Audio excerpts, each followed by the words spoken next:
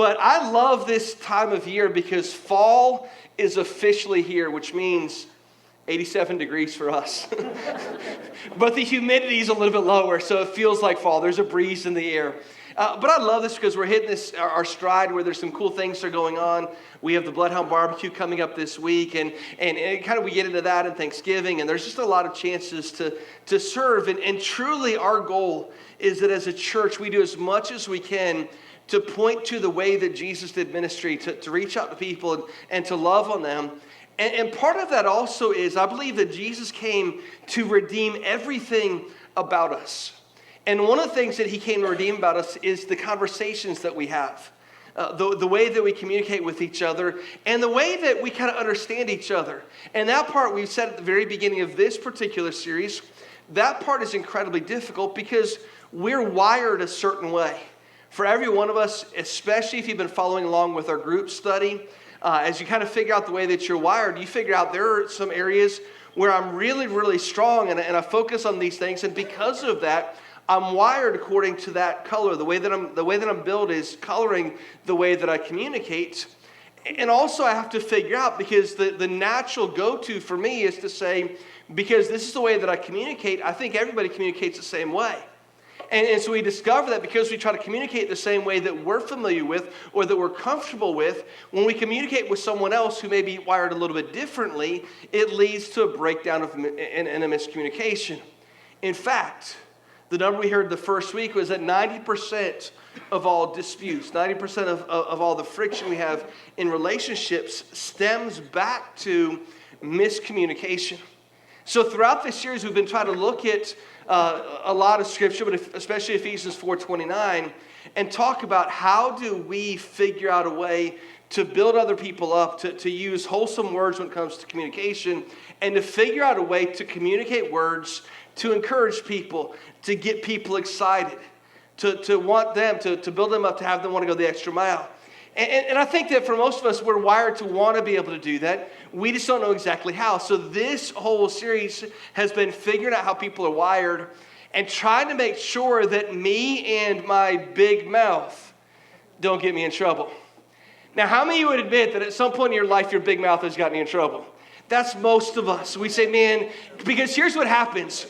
Either we say the right thing at the wrong time, or we say the wrong thing, or we say something, we say, I didn't mean to say it that way, or worse yet, I say the right thing to the wrong person. See, there's a lot of things in our life that we wish we could, almost as soon as the words come out of our mouth, we wish we could walk them back, because it's almost like we think before we speak, and depending on your temperament, you might actually do that. But we think before we speak, and it's like as soon as the words are here, we're like, man, I wish I could catch them and put them back. In fact, some of you have found yourself in a situation where you walk up and there's a mom holding her baby. And the baby's so cute, and everyone comes up and say how cute the baby is. And you come up and say, oh, the baby's so cute. And you hazard a guess and say, what's his name? There is no one more passive-aggressive than a mama bear when you get that question wrong. You come up and you say, oh, what's his name? And she's like, well, her name is, and whatever it is, she says it, and there's no way to walk that back. Or some of you have done this way too frequently, but you're texting, and you think that you're good at multitasking. So you're texting two people at once. Yeah, you know, right away you're like, oh, I know, I've been there before. And so you're texting your wife or your husband, and you're texting your best friend. But for me, I'm texting my wife, and I'm texting, this didn't really happen, but just imagine it did. I'm texting my wife, and I'm texting my best friend. And I'm not trying to be suggestive all the texting my wife, but I just kind of say, hey, you know, the kids aren't home tonight. And give the little winky face emoji. And your best friend's like, I'm going to use that for the rest of your life. Like, there's no way to walk that one back. Or the absolute worst. And men, we make this mistake once, and you never make it again. But you walk up to a lady, and you think she's pregnant. Yeah, like it's one time, and you're like, I'm not doing that mistake again. Because you know, as soon as you ask a question like, oh, what's the due date? you jumped without a backup parachute. Like you got one chance to get that right. And if you don't get it right, there's no way you're saving face. You're just like, as soon as words come out, you're like, oh, dear God, I hope I was right about that one. Because if not, like, she feels terrible, you feel worse, and you're like, thank you, I'll never see you again. And you just walk away because there's no way in the world you're going to walk out of that situation by saving face. Me and my big mouth gets us in trouble. In fact, men, once we learn that lesson, there could be a lady going to the hospital, like in the pangs of childbirth, saying, the baby's coming, and it's obvious. You're saying, I'm not assuming it's yours. like he might be talking about your, I don't even know, like I'm not going to take that chance. But me and my big mouth, we have a tendency to get us in trouble. It's because we live in this DVR culture where we have these buttons on our remote that look something like this. And the thing is that we're used to saying, man, I wish I could just hit the rewind button. And if I could just hit the rewind button and just rewind the conversation 30 seconds, and I could go back and either I communicated the right thing to the wrong person, or what I said I didn't exactly mean, or I shouldn't have said that thing at all. And as soon as I said it, I wish I could hit the rewind button and make all of that better. Because listen, in those situations, sorry doesn't matter. Like it's not enough. You can say you're sorry. And I think sometimes we get caught up in this world where we think if we speak a word, we think sticks and stones don't really break people's bones, and sticks and stones break people's bones, but words don't really hurt them, and they actually do. And we think, well, but I said I'm sorry. Let's just go rewind 30 seconds and pretend that never happened. And the other person says, you can't do that. Like if you physically bumped into me in a way that I got injured and broke my bone, you could apologize, but I still got to go to the hospital and get that fixed. And so when it comes to the way that we communicate, we wish we had a rewind button. The problem is we don't. That button doesn't exist. And because we don't have the rewind button, the only recourse we have, the only tool we have in our tool belt is to hit this button, hit the pause button, and say, wait a minute, before I start to communicate something, let me make sure that what I communicate is living out this passage that we've looked at throughout this series in Ephesians 4:29 that says, don't let unwholesome communication come out of your mouth, but use your words to build each other up. Like our words are infinitely more important than we give them credit for. And so I want to talk this morning about how do I make sure that me and my big mouth don't get in the way, that I don't mess this thing up. And so to do that, I want to look at a passage we looked at earlier in this series. But if you have your Bibles, open up to James chapter 3. And we're going to look at a little bit lengthier passage. But before we do that, I want to pull this up. And I know some people are going to be familiar with this right away. I had to get a debrief on how this worked this morning. But who knows what this is? Anybody? A bridle and the reins. And what I really want to focus on is the bit. Because when it comes to a horse, a 1,000 or even more than 1,000-pound horse, when they put the bit in the horse's mouth, which might only weigh even sometimes less than a pound, that bit, even though it's small compared to this giant horse, controls the entire horse. So that if I'm on horseback, and I never have been, obviously, but if I'm on a horse and I hold on to these reins, I can control the horse because of this small bit that's in the horse's mouth. Well, James, who's the half-brother of Jesus, has this teaching on the power of our tongue.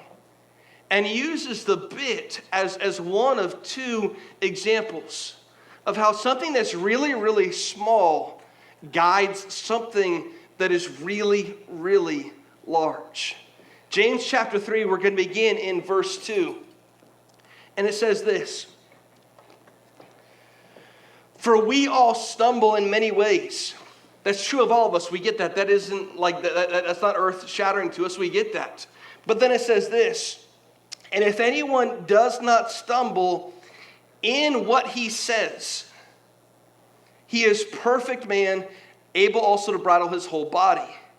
If we put bits into the mouth of horses so that they obey us, we guide their whole bodies as well. Look at the ships also, though they are so large and are driven by strong winds, they are guided by a very small rudder wherever the will of the pilot directs. So also the tongue is a small member, yet it boasts of great things. So here James, who's a half-brother of Jesus, is writing to the early church that's in a city, that's in Jerusalem, and he's writing, he's saying, listen, if you want to figure out how to really do life well, like if you want to do it as best you can, the word perfect there means blameless, to do things right. He says, if you want to do things really, really right, learn how to control your tongue, because your tongue is incredibly powerful. And he says, here's how powerful the tongue is. The tongue is like a bit in a horse's mouth or a rudder on a ship. The both of those things, though they're really, really small compared to the much bigger vessel, they control the direction that vessel is going. The bit controls the horse. The rudder controls the boat. And he says, if you want to do life right, if you really want to live out in a way that if Jesus redeemed everything about our life, it included the idea that he redeemed our words. And he says, so if you really want to be upright, if you really want to be blameless about the way that you do life, make sure you control your tongue. And we continue in verse 5 there where it says, how great a forest is set ablaze by a small fire. The tongue is a fire, a world of unrighteousness. The tongue is set among our members, staining the whole body, setting on fire the entire course of life. And it says literally set on fire by hell. For every kind of burst and a beat of reptile and sea creature can be tamed and has been tamed by mankind. But no human being can tame the tongue. It is a restless evil full of deadly poison. Like we read this, and the more I read, the more depressed I get. But I think James is trying to communicate something to us. He's saying, I want you to get this, how powerful your tongue is. That the adage we talk about that names are never going to hurt or words are never going to hurt, they actually do. And we never know. We have seen families fractured. We've seen families that, man, we used to enjoy going together and getting together at the holidays and enjoying that season. And now, because someone said something at a barbecue at some point, it started off small, it didn't seem like a big deal, but the more that tension started to spread, the more they started to realize that, man, something small became something really, really big. And the small fire was set ablaze. And we've seen relationships fragmented. We've seen marriages destroyed over something that seemed fairly minor. A word, a sarcastic response. It seemed like it wasn't a big a deal. But James is writing saying, listen, the way that we speak, it's a huge deal. He says, make sure that you get this right. Make sure the way that you communicate resembles the redemption that you have in your life. Continuing on, it says this. Verse 9, with it we bless our Lord and Father, and with it we curse people who are made in the likeness of God. From the same mouth come blessing and cursing, my brothers. These things ought not to be so. This is what we talked about in week 1 of this series. And then it says this, does a spring pour forth from the same opening both fresh and salt water? Can a fig tree, my brother, bear olives, or grapevine produce figs? Neither can a salt pond yield fresh water. He says, listen, God has redeemed the way that you communicate in order that you can use your tongue to do powerful things. And if you're going to use your tongue to do things like I love, one of my favorite things all week long is to gather together when our band strikes up the first note and we get into worship and we're enjoying experiencing the presence of God. I love that because literally God is using our voices. Some incredibly talented, others like mine not talented at all. But he says, I don't hear those things. I hear the cry of your heart. And because of that, the way that you speak, the words that you say are producing something beautiful. But how can something so beautiful also produce something that tears people down? He says that ought not to be so. He says it shouldn't come out of the same spring, both salt water and fresh water. And so the way we communicate, James is saying, has tremendous value. I want us to get this. Words create worlds. Everybody say that with me. Words create worlds. Here's what I mean by that. If we go back to the creation account, we read that God literally spoke creation into existence.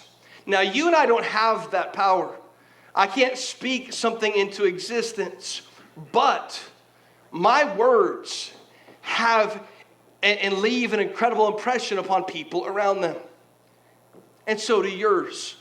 We each have people that we are helping speak into their world. I don't have the power that God has to speak worlds into existence, but I know that for some people, in particular my children, my words have incredible bearing on their world. See, I heard this story recently. There's a pastor in Atlanta. His name is Andy Stanley. And a lot of you know Andy Stanley. He's a pastor of a huge church. He's a big deal. For my money, he's the best communicator of our generation. But Andy Stanley was sharing a message on the power of our words. And he talked about how not every word has the same value. And we understand that because if someone comes up to us and they pay us a compliment, it feels really, really good. But it doesn't last for very long. But if someone is critical of us, especially if they're not constructively critical of us, and some of you know this, those words can linger in your memory for years. You could get 5 compliments today, or you could be at work this week and get 5 compliments, and then someone comes up to you and says, you know that's not what they really think about you, because here's what I've heard. And they say that, you know, it's only one person, but that's the one person that you choose to listen to. Words aren't always equal, and neither is the messenger. He shared this story. There was a young lady at his church who had done something really remarkable. And he came up to her and he says, hey, that was a great job. I just want to let you know that I'm proud of you. Now, this is Andy Stanley. In the church world, he's a huge deal. The girl looked at him and said this. The young lady looked at him and said this, thanks, but I wish my dad had said that. And as soon as you hear that, you're like, man, that strikes me in my heart, because I think about, was there a chance for me to say something to someone who my words was their world, and I didn't get a chance to say those things? Words create worlds. And so we use our words either to build people up or to tear people down. There's little middle ground in that. So real quick, as we look at James chapter 3, and it talks about the power of our tongue and how a small fire can be created by something that we say, I want to give you just a couple of practical insights as we walk away from this. How can I make sure that me and my big mouth don't continue to get me in trouble? So if you're a note taker, you want to write down these 4 things real quick. 4 ways I can stop my big mouth from hurting me. Some of y'all should really be taking notes. I'm just saying that. Wow. 4 ways I can stop my big mouth from hurting me. I'm just kidding. Number 1, don't trust my gut when it comes to communication. Don't trust my gut when it comes to communication. Because here's what we have a tendency to do, and I talked about this early on in the message, but I have a tendency to say, hey, I know how people think. I know how people are wired. I have been married to my wife for 20 years. I know kind of how she, listen, when y'all first got married, she thought it was cute. She doesn't think that's cute anymore. She's like, I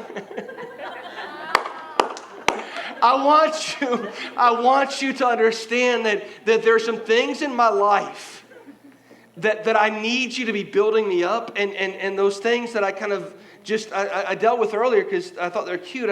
Right now I need something in my life that's something that's more. And we have a tendency to just kind of gravitate towards communication that's comfortable. And well, this is just the way I communicate. And there's a lack of humility in that. There's pride, there's a stubbornness of saying, this is who I am. If people don't like it, they're just going to have to deal with it.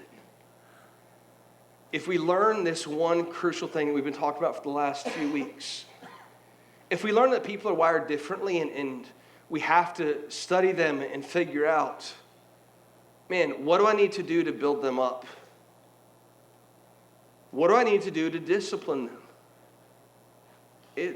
Having this conversation doesn't mean you don't have the hard talks. We'll get into that in a second. But how does my communication and the way that I communicate color the way that they're wired? And I can't just trust my gut that when it comes down to it, I'm going to say the right thing. Because if you're here last week, I'm that sanguine personality who can sometimes say things without thinking. And so I have to back up and say, okay, let me figure out the way the person that I'm talking to is wired. And if I'm really going to live out Ephesians 4:29, which is the second part of this, if I'm really going to live that out, it requires me not just to trust my gut, but to figure out a better way for me to communicate with people that I'm talking to. Number 2 is that one that I just mentioned. Number 1, don't trust my gut when it comes to communication. Number 2, live out the Ephesians 4:29 principle. Part of both of those, there's this verse over earlier in James where it says this, know this, my beloved brothers, let every person be quick to hear, slow to speak, slow to anger. The idea is that we have 2 ears and we have 1 mouth. And so I should be quick to listen. I should be quick to understand the other person and study them and figure out what makes them tick and what gets them excited. And then I need to figure out a way to communicate that effectively to them. And by doing that, I lean back on Ephesians 4:29 and say, I want to make sure that I get this right. I want to make sure that there's not unwholesome conversation coming out of my mouth, but instead I'm using the words of my mouth to make people whole, that literally my words create worlds. And because of that, my word has value. Live out that Ephesians 4:29 principle. Learn that if you're a yellow temperament, that the way you communicate to red is going to be vastly different. The way you can communicate to green is even more different. And you have to figure that out and figure out their temperament and try to communicate in a way that's going to help build them up. Number 3 is this. When I must have hard talks, I do it right. I don't want us to shy away from those difficult conversations because sometimes avoiding conflict is more dangerous than doing conflict wrong. And that's coming from a person because of my temperament. I want people to be happy. I want to be jovial. I don't want to have those hard conversations. And sometimes we push those things under the rug, hoping that they just go away. That's not healthy either. But when we have those hard conversations, make sure that you do it right.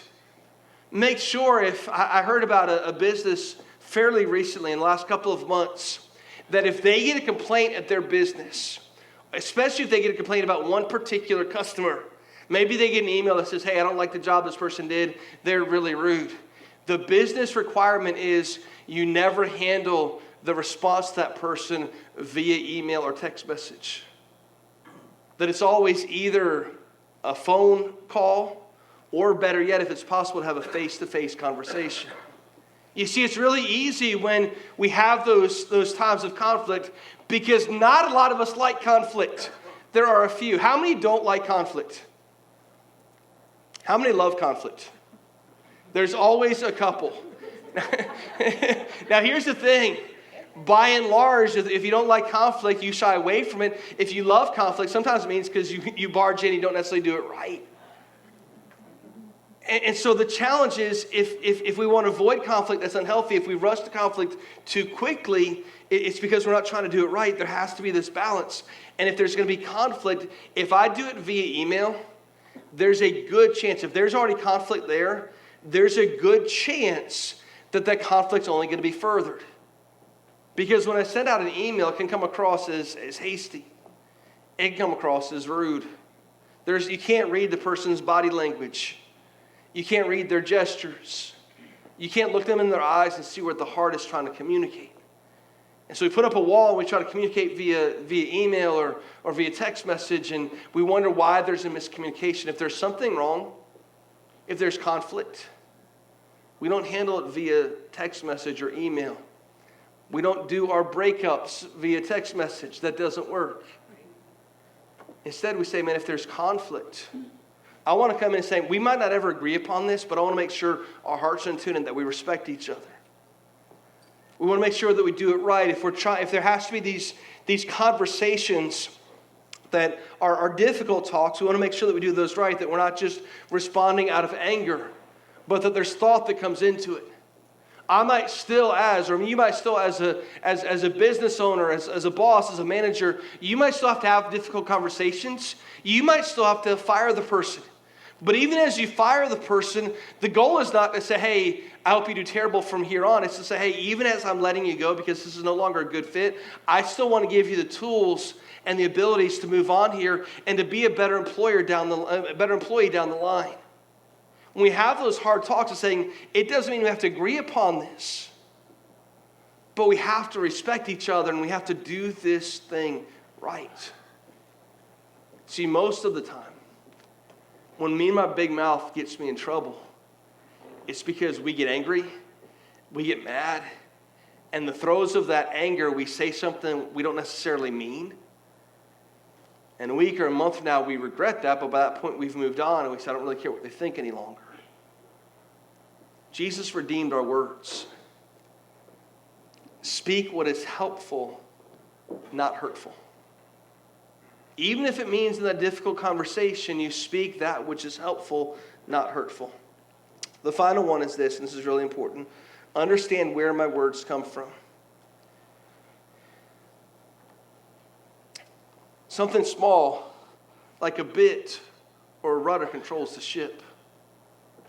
But something even more powerful controls our mouth. In Matthew's gospel, Jesus is speaking. He says this: either make the tree good and its fruit good, or make the tree bad and its fruit bad.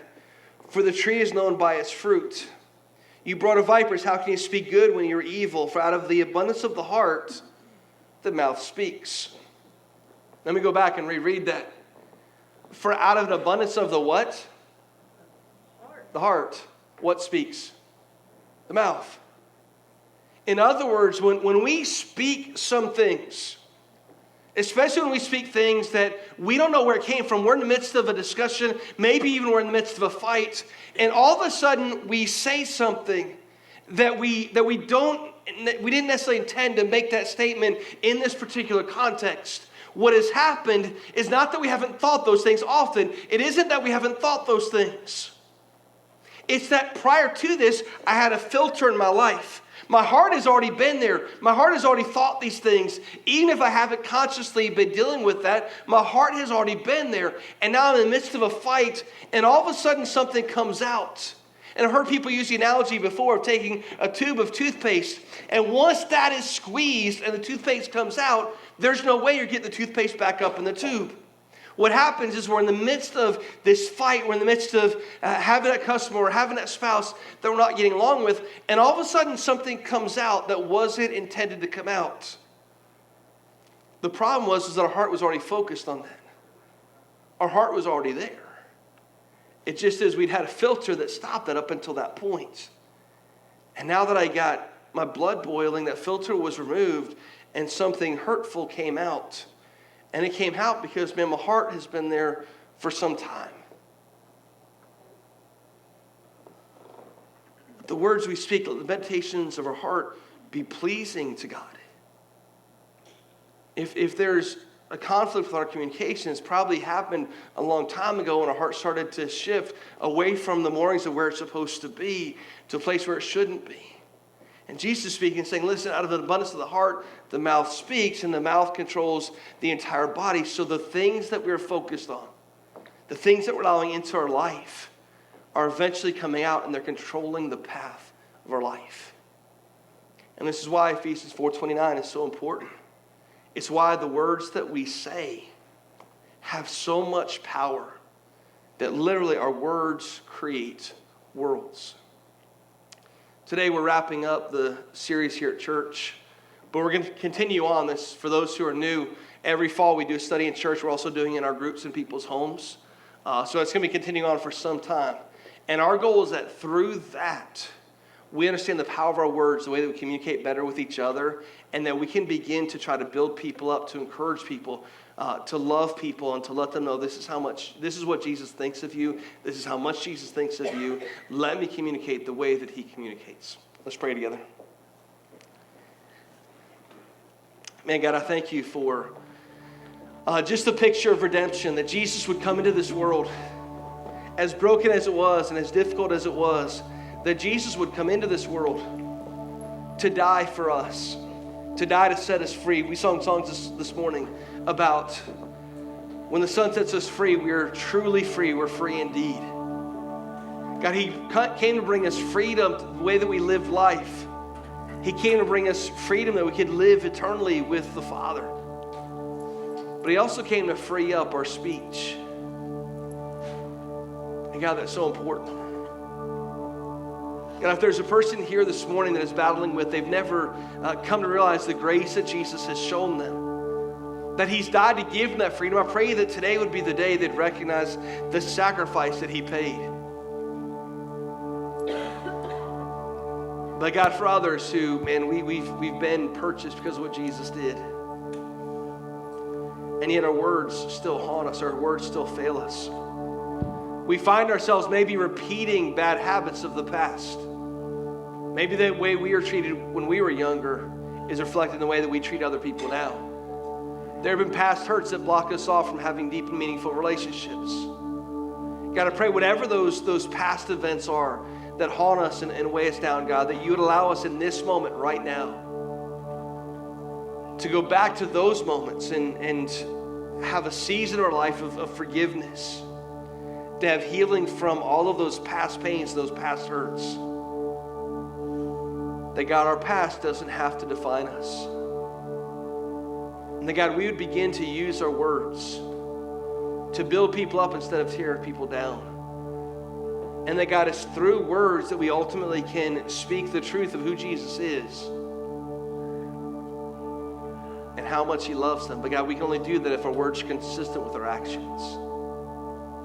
God, do that in us today. It's in Jesus' name we pray. Amen.